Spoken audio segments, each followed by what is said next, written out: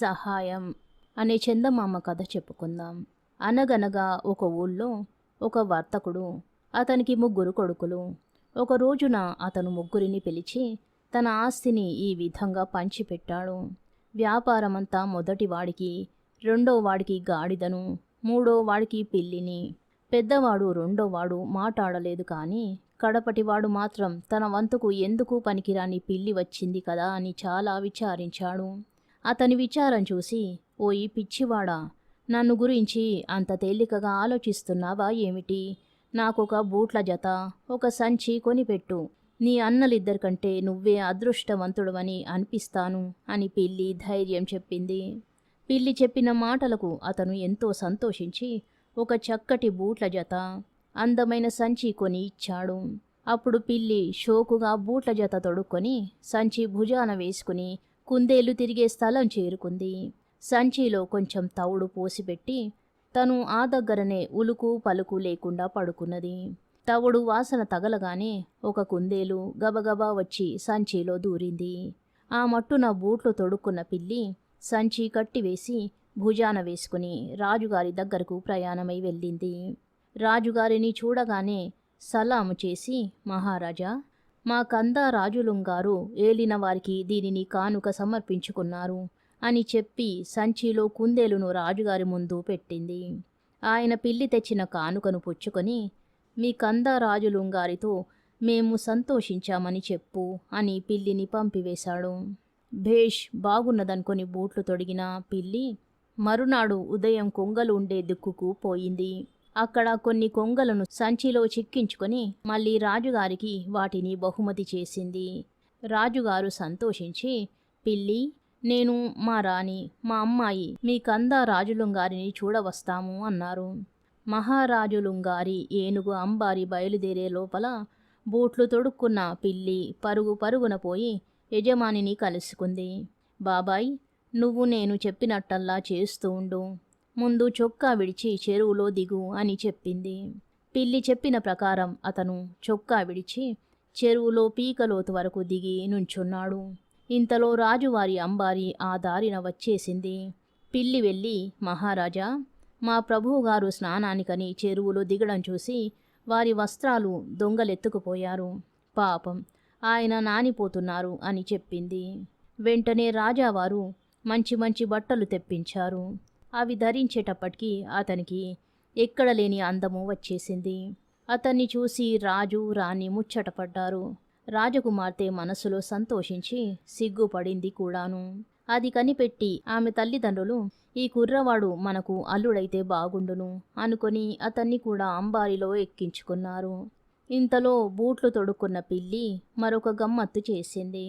ఒక రాక్షసుడు నివసించే పెద్ద భవనం చేరుకొని, ఓయి రాక్షసరాజా, ఇప్పుడు మన మహారాజు వారు అంబారి మీద ఇక్కడికి దయచేస్తున్నారు.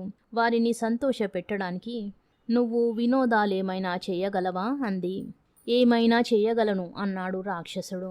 మరైతే ఒక జంతువైపో చూద్దాం అని పిల్లి అన్నది. రాక్షసుడు సింహం రూపంలో కనబడ్డాడు. అబ్బే, ఇటువంటివి అందరూ రాక్షసులు చేస్తారు.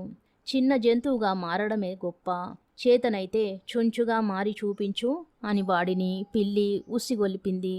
ఉబ్బిపోయి రాక్షసుడు చుంచుగా మారిపోయాడు. చుంచు రూపంతో ఉన్న రాక్షసుణ్ణి పిల్లి గుటుక్కున మింగివేసింది. అప్పుడు పిల్లి ఖాళీగా ఉన్న ఆ పెద్ద భవనంలో చక్కటి ఏర్పాటులన్నీ చేసి మహారాజా వారిని, పరివారాన్ని అందులో ప్రవేశపెట్టింది. ఇదే మా కందా రాజులుంగారి భవనం, చూడండి అని చెప్పి రాజావారు చూసి వచ్చే లోపల అందరికీ పంచభక్ష పరమాన్నాలతో గొప్ప విందు జరపడానికి కూడా తగిన ఏర్పాటు చేసింది. విందు భోజనాలైన తరువాత తాంబూలాలు వేసుకునే సమయంలో మహారాజావారు, పిల్లి, మీ కందా రాజులుంగారిని చూసి మేమంతా చాలా సంతోషించాము.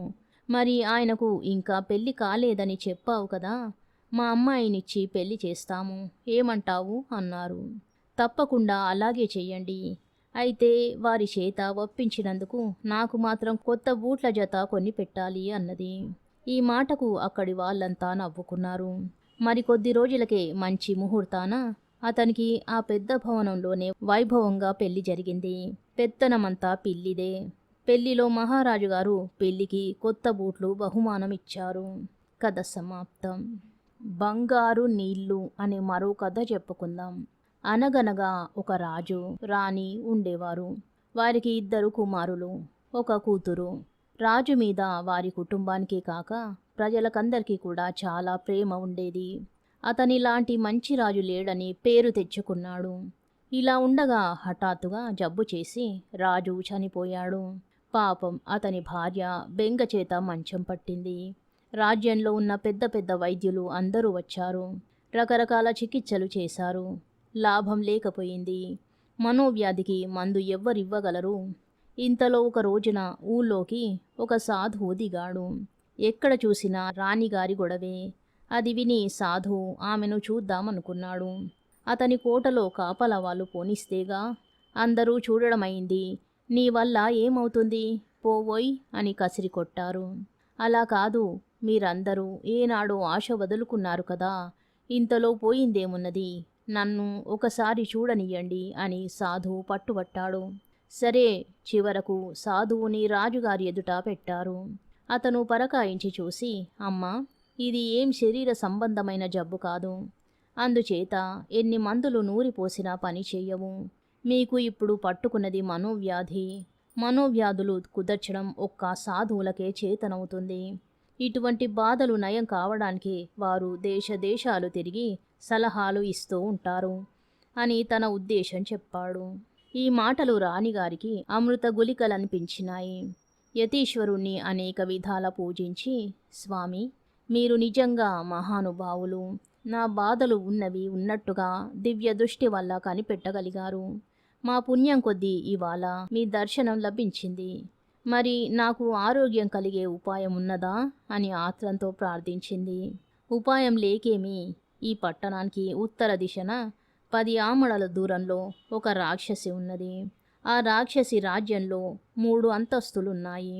అయితే అవి జయించుకురావడం కష్టసాధ్యమైన పని. వాటిని తీసుకురాగలిగితే మాత్రం మీ జబ్బు నయమైపోయినట్టే. సందేహం లేదు, నా మాట నమ్మండి అని సాధువు చెప్పాడు. మాకు ఏ పని కష్టసాధ్యమనేది లేదు. ఆ వింత వస్తువులేమిటో సెలవియ్యండి స్వామి అని అంటూ రాణిగారి కొడుకులిద్దరూ ముందుకు వచ్చారు.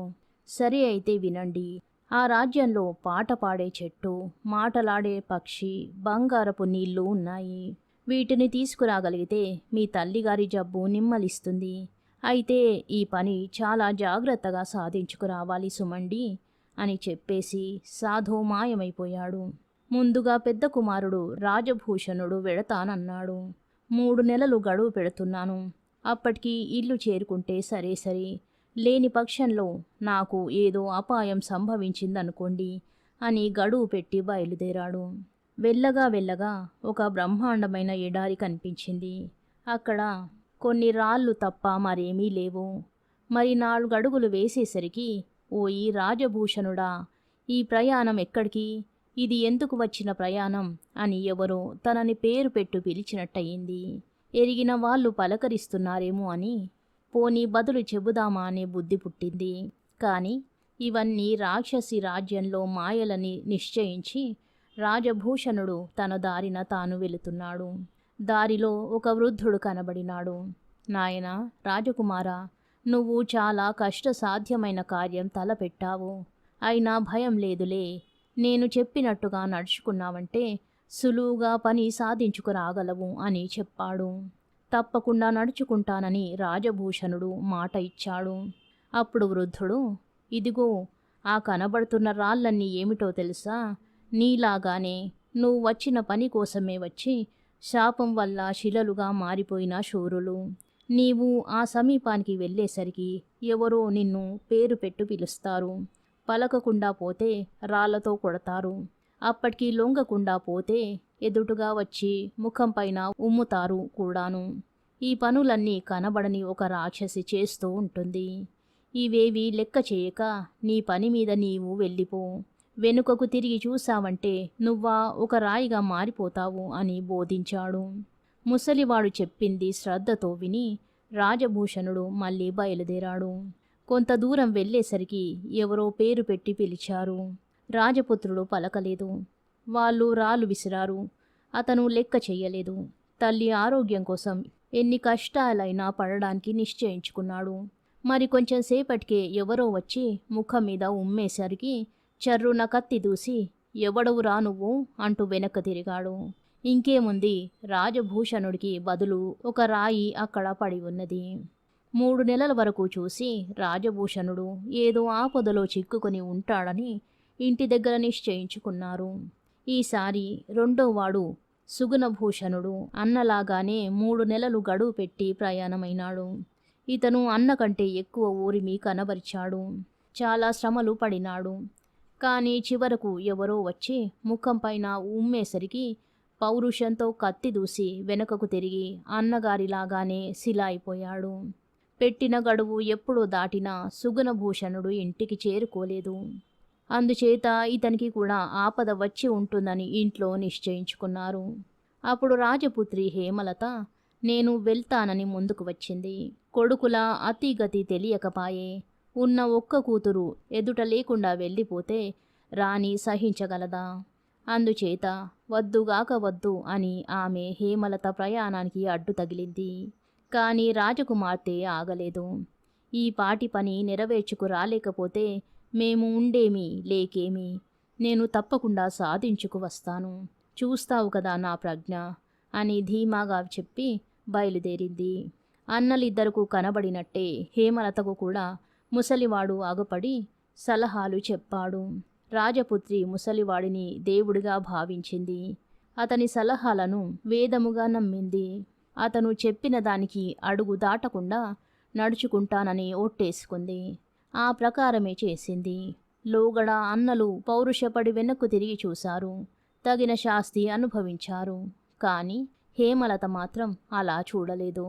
అందుకనే ఆమె గండాలన్నీ సులువుగా దాటేసింది. ఇక ఇప్పుడు ముసలివాడు హేమలతకు అడుగడుగునా కనబడుతూనే ఉన్నాడు. పక్కనే ఉంటూ సలహాలు చెప్తూనే ఉన్నాడు.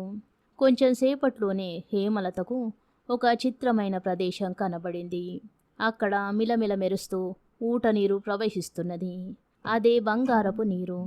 ఇది ఒక చుక్క తగిలేసరికి చచ్చిన వాళ్ళే బ్రతుకుతారు. ఇక ఎటువంటి వ్యాధులైనా కుదురుతాయనే మాట చెప్పేదేమిటి అని ముసలివాడు అన్నాడు. ఆ మాట వింటూనే హేమలత తన దగ్గర ఉన్న సీసాలను ఈ నీటితో నింపివేసి చేత పట్టుకున్నది. ఆ దగ్గరలోనే ఒక చెట్టు పాడుతున్నది. చెట్టు కొమ్మకు ఒక పంజరం. ఆ పంజరంలో మాటలాడే పక్షి కూడా ఆమెకు కనబడ్డాయి. భేష్, తక్కిన 2 వస్తువులు ఇక్కడనే దొరికాయి. ఇక వచ్చిన పని పూర్తిగా నెరవేరినట్టే అని రాజపుత్రి సంతోషించింది. ఈ చెట్టు కొమ్మ ఒకటి పట్టుకు వెళ్ళి మీ ఉద్యానవనంలో పాతు. మళ్ళీ మహావృక్షమవుతుంది. దీని ఆకులు చక్కటి సంగీతం పాడతాయి. పంజరంలో పక్షి కమ్మటి కథలు చెబుతుంది. ఇవి ఎక్కడ ఉంటే అక్కడ ఆరోగ్యం ఉంటుంది అని వృద్ధుడు మళ్ళీ చెప్పాడు. హేమలత ఆ చెట్టు కొమ్మ ఒకటి విరిచింది. పక్షి ఉండే పంజరం పట్టుకున్నది. ఇంటి ముఖం పట్టింది.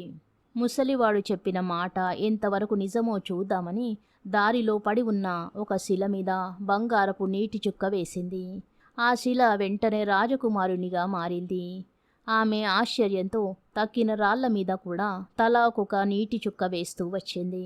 వెంటనే రాళ్ళన్నీ రాజపుత్రులుగా మారాయి. అలా మారిపోయి వచ్చిన వాళ్ళలో తన అన్నలిద్దరూ కనబడేసరికి హేమలత చెప్పలేని ఆనందం పొందింది. ముగ్గురూ కలిసి తల్లికి కావలసిన 3 వింతలు పట్టుకొని ఇంటికి చేరుకున్నారు. తలవని తలంపుగా కొడుకులు కూతురు కంటబడేసరికి రాణిగారికి సగం వ్యాధి ఎగిరిపోయింది. హేమలత ప్రజ్ఞ వల్ల సాధించుకు వచ్చిన 3 వింతలు యతీశ్వరుడు చెప్పినట్టుగా ప్రయోగించేసరికి రాణిగారికి చక్కగా ఆరోగ్యం చేకూరింది. అందరూ ఆనందంలో మునిగి ఉంటుండగా అడవిలో కనిపించిన ముసలివాడు కూడా వారి దర్బారుకు వచ్చాడు. అతన్ని రాజకుమారులు హేమలత చాలా మర్యాద చేశారు. అతను కట్టుకోవడానికి మంచి దుస్తులు ఇచ్చారు. అవి వేసుకోగానే ముసలివాడు చక్కటి రాజకుమారునిగా మారిపోయాడు. ఈ వింతకు అందరూ ఆశ్చర్యం పొందారు. నేను మీ వంటి రాజకుమారుడినే. ఈ 3 వింతల కోసం నేను మీలాగే ప్రయాణమయ్యాను. రాక్షసుని శాపం వల్ల నాకీ ముసలి రూపం వచ్చింది. తర్వాత హేమలత ప్రజ్ఞ వల్ల నాకీ పీడ వదిలింది అని అతను చెప్పాడు.